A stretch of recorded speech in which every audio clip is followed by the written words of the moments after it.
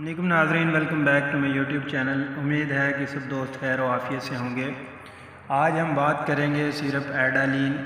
کس لیے استعمال کیا جاتا ہے، اس کے فائدے کیا ہیں، اس کے نقصانات کیا ہیں اور اس کا درست طریقہ استعمال کیا ہے، اور کون سے پیشنٹس ہیں جن میں ہم اس کو استعمال نہیں کروا سکتے اور کون سے ایسے پیشنٹ ہیں جن میں اس کا استعمال کروانا بہت ضروری ہے۔ تو آج کی اس ویڈیو میں مکمل ڈیٹیل کے ساتھ ہم بات کریں گے۔ جن دوستوں نے میرے یوٹیوب چینل کو سبسکرائب نہیں کیا ہوا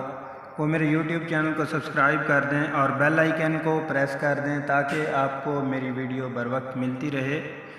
تو ناظرین چلتے ہیں اب ہم اپنے ٹاپک کی طرف۔ سیرپ ایڈالین، اگر اس کے ایکٹیو انگریڈینٹ کی بات کی جائے یا کمپوزیشن کی بات کی جائے تو اس کے اندر امائنو فائلین 32 ملی گرام ہوتا ہے، جو کہ برونکو ڈائلیٹڈ ہے، جو کہ ہماری سانس کی نالیوں کو ریلیکس کرتا ہے، کھولتا ہے، یعنی سینے کے اندر جتنی جکڑن ہوتی ہے، سینے کی جو نالیاں ہیں انفیکشن کی وجہ سے، چیسٹ انفیکشن کی وجہ سے بند ہوتی ہیں، بلاکیج ہوتی ہے، ان کو کھولنے میں اہم کردار ادا کرتا ہے۔ اور اس کے علاوہ ڈائفن ہائیڈرامائن HCl اس میں 8 ملی گرام ہوتا ہے، جو اینٹی الرجک ہوتا ہے، اینٹی ہسٹامین ہوتا ہے۔ اور اس کے علاوہ اس میں امونیم کلورائڈ ہے جو 30 ملی گرام پایا جاتا ہے، جو کہ ہماری کف ایکسپیکٹورنٹ کو روکنے میں اہم کردار ادا کرتا ہے،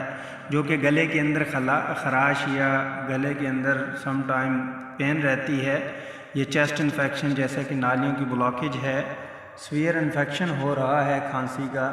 تو اس میں بہت اہم کردار ادا کرتا ہے، بلغم کو نکالنے میں بہت اہم کردار ادا کرتا ہے۔ تو ناظرین ہم کس قسم کی کھانسی میں زیادہ اس کو استعمال کرتے ہیں؟ میکٹر فارما کے یہ سیرپ ہے جو میکٹر فارما پریپیئر کر رہی ہے، 120 ml میں ہے اور کوئی اتنی زیادہ پرائز بھی نہیں ہے، 78 اس کی پرائز ہے، یعنی 78 روپے اس کی پرائز ہے، جو پاکستان میں ہر فارمیسی سے آپ کو ایزیلی مل جاتا ہے۔ آؤٹ آف کنٹری کی بات کی جائے تو جو میں نے اس کی فارمولیشن بتائی ہے، ایکٹیو انگریڈینٹس بتائے ہیں، ان کے اکارڈنگلی آپ لے سکتے ہیں۔ تو ناظرین اس کو ہم زیادہ تر جو ایکسپیکٹورنٹ کف ہوتی ہے، یعنی بلغمی کھانسی میں ہم اس کو زیادہ استعمال کرتے ہیں، جن کے سینے میں بلغم بہت زیادہ ہے، جکڑے ہوئے ہیں، پھیپھڑوں کے اندر سیویئر قسم کا انفیکشن ہو رہا ہے، سانس نہیں آ رہی، ریشے کی وجہ سے بہت زیادہ چیسٹ پین بھی رہتی ہے، اور طرح طرح کے سیرپ یوز کر لیے ہیں لیکن آرام نہیں آ رہا، تو ناظرین آپ اس کا استعمال کر سکتے ہیں۔ بہت ہی زبردست سیرپ ہے۔